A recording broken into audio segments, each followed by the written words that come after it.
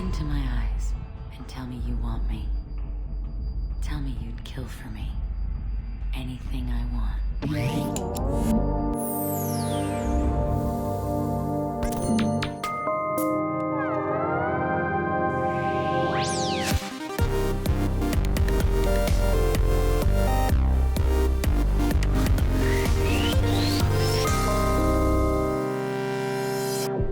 id Software's 2004 game Doom 3 took the basic concept of their earlier Doom titles, a space marine single-handedly fighting his way through hordes of demonic abominations, but it used the vastly improved computer graphics of its time to create a moodier, scarier tone. Along with the reimagined environments, sharper textures, and more atmospheric lighting effects, the creative team also designed some unsettling new monsters for this latest confrontation with the forces of hell.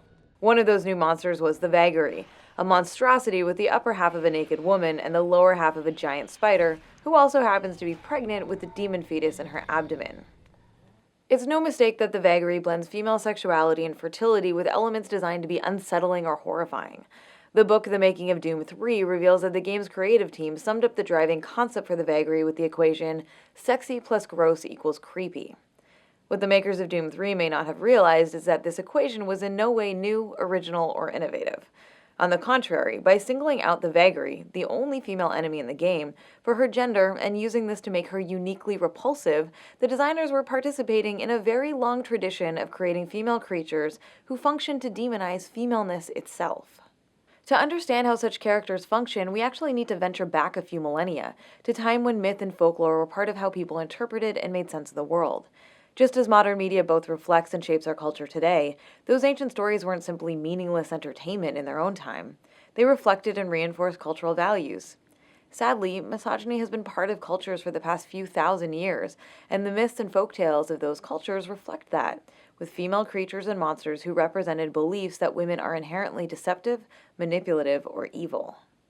In his book Misogyny, The World's Oldest Prejudice, Jack Holland explores this through the story of Pandora from Greek mythology. The first woman, Pandora, was created by Zeus specifically to punish humanity after Prometheus stole fire from the gods. She's given a sealed jar and told to never open it, but because Zeus designed her to be evil and lacking in morals or manners, of course she does open it. By doing so, she unleashes evil into the world, dooming humankind to labor, suffering, aging, illness, and death. Where else have I heard a story about the first woman doing something she's not supposed to do and being responsible for all the bad things in the world? Commenting on what the tale of Pandora and others like it actually tell us about ancient Greece, Holland writes, as well as burdening Pandora with responsibility for the moral lot of man, the Greeks created a vision of woman as the other, the antithesis to the male thesis, who needed boundaries to contain her. Any history of the attempt to dehumanize half of the human race is confronted by this paradox, that some of the values we cherish most were forged in a society that devalued, denigrated, and despised women. And in his book The Gender Knot, Alan G. Johnson discusses the relationship between mythology and misogyny, saying the cultural expression of misogyny, the hatred of femaleness, takes many forms. It's found in ancient and modern beliefs that women are inherently evil and a primary cause of human misery. Products of what the Greek philosopher and mathematician Pythagoras called the evil principle which created chaos, darkness, and woman.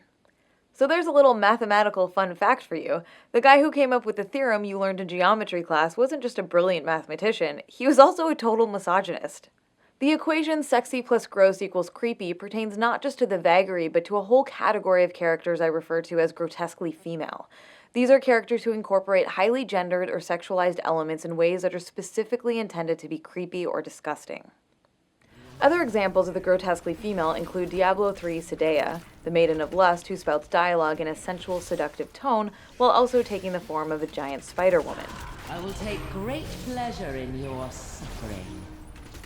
Clotho, the third sister of Fate in God of War II, has naked breasts all over her body in a way that's clearly meant to be repulsive. While in Dante's Inferno, Cleopatra's nipples release demon babies who attack the player. And, well, I don't think the footage of the boss Kaylee from Bloodforge needs any explanation. Now, of course, there's no shortage of male characters in games who are meant to elicit disgust, but the unsettling nature of those characters is not tied explicitly to their gender. They don't function to suggest that maleness itself is inherently disgusting or dangerous. With these female characters, on the other hand, their grotesque nature is inextricably tied to their gender. Elements that are often presented as titillating in other contexts are twisted and made repugnant, so that their femaleness itself is what serves to make them disgusting. Exploiting women's femaleness is not always done by presenting them as repulsive. With some, it's their attractiveness or seductiveness that makes them worthy of fear, scorn, and contempt. Among the most famous female mythological creatures are the sirens, whose voices were irresistibly alluring to men who sailed near their island and heard their songs. But the music of the sirens was as dangerous as it was captivating, and the sailors who were seduced by the sound soon found themselves shipwrecked and stranded. Some interpretations characterize the sirens as cannibals who murdered the shipwrecked men and feasted on their flesh. And there are endless other mythological creatures created explicitly to demonize women, such as the succubus, a female demon who sexually lures and seduces men, the harpy, a screeching bird creature with the face of a woman, and of course the classic witch, a dangerous myth that resulted in the deaths of tens of thousands of real women across Europe and the American colonies in the 16th and 17th centuries. These archaic, villainizing notions about femaleness are anything but ancient history. Their contemporary counterparts still show up in many games today, communicating the same regressive ideas about women's sexuality. In the 2010 game Mass Effect 2, players can agree to help the Asari Justicar Samara capture her daughter Morinth, a fugitive who suffers from a genetic disorder that makes mating with her deadly. When Samara confronts Morinth, players have two options: to keep their word and help Samara, or to betray and kill Samara and add Morinth to their team in her place. If players side with Morinth, she later tries to seduce Shepard with talk of the incredible ecstasy they might experience with her. You and I can share something so intense, so deep, it will change your life. But if players are swayed by Morinth's promises and choose to be with her, Shepard dies, just like all of Morinth's other lovers. While grotesquely female characters are designed to make femaleness repugnant by blending sexuality and repulsiveness, temptresses like Morinth make femaleness threatening because of their sexuality and attractiveness. This tradition of sexualized evil women in the Temptress mold include characters ranging from the Dark Queen of the Battletoads games to Elizabeth from Ninja Gaiden Sigma 2. In Hitman Absolution, if players track the target Layla to a secret room in the penthouse, she strips for Agent 47 in an attempt to distract him before drawing a gun and trying to kill him. The problem with these representations is not that they depict female characters who are sexual, it's the way that sexuality is presented, as a threat or a weapon rather than as something to be enjoyed by these women and those they choose to consensually share it with. It's a false notion of female sexuality rooted in ancient misogynistic ideas about women as deceptive and evil. Games sometimes blend the two extremes of the Temptress and the grotesquely female, presenting us with female characters who initially appear attractive and alluring, only to have their true form revealed as monstrous and threatening. The critically acclaimed 2013 game Brothers, A Tale of Two Sons, tells the story of brothers on a quest to find a cure for their ailing father. At one point on their journey, they rescue a young woman who it appears is about to be sacrificed. The seemingly innocent young woman then travels with the brothers for a while, flirting with the older one and luring the two of them off course and into a shadowy cave. Here, her true nature and intentions are revealed when she transforms into a giant spider and tries to trap the protagonist in her web. The boys escape from her trap and fight back, ultimately killing her, but not before she gives the older brother a fatal wound. DMC features a scene in which Dante confronts Lilith, a character whose sexualization is intended to be unsettling rather than titillating, as if she thinks she's sexually appealing, while the player is meant to find her unattractive. Lilith then undergoes a horrifying transformation as the demon spawn she's carrying inside of her emerges to fight Dante. In Splosion Man, the final boss initially appears to be a cartoonishly sexy woman in a wedding dress. However, when she's defeated for the first time, she reveals her true form, a gigantic, grotesque female creature. While this is played for laughs, the core idea that female sexuality is inherently deceptive or threatening remains the same. With all of these character types, their femaleness or sexuality is an intrinsic part of what is intended to make them dangerous or repulsive.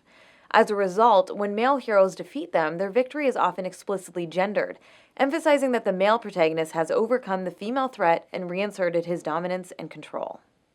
This can be as simple as the use of gendered slurs, as in Gears of War 3 when Marcus Phoenix stabs and kills the Locust Queen. And everyone else you killed, you bitch. Or it can be graphically sexual, as in the killing of Cleopatra in Dante's Inferno. Or in this boss fight in Castlevania Lords of Shadow 2, which ends with the protagonist impaling the vampire through the mouth. Yeah. Of course, it's entirely possible to have female villains who don't reinforce the idea that female sexuality or femaleness itself is threatening or repulsive. In Knights of the Old Republic 2, Kreia is a richly developed and complex villain whose evil is not tied to her gender. In the Portal games, the malicious AI GLaDOS' obsession with taunting and killing the protagonist is presented in a smart, engaging way that doesn't reinforce misogynistic ideas about women as a whole. The Enrichment Center once again reminds you that Android Hell is a real place where you will be sent at the first sign of defiance. And no list of cool female villains from games is complete without the dashing criminal mastermind Carmen Sandiego. These representations are often defended because they're rooted in storytelling traditions that date back for thousands of years. But for as long as it has existed, misogyny has been reinforced by the stories that cultures have told themselves. Myths, legend, folktales, and religious teachings have been used as tools to contribute to the oppression of women for millennia. When games today uncritically employ such representations, they aren't tapping into some intrinsic truth of human existence. They're doing what stories involving such characters have always done, perpetuating false notions that women are inherently misleading and manipulative, and that female sexuality is something to be shamed, feared, and controlled. Those ideas were harmful 2,800 years ago, and they're still harmful today.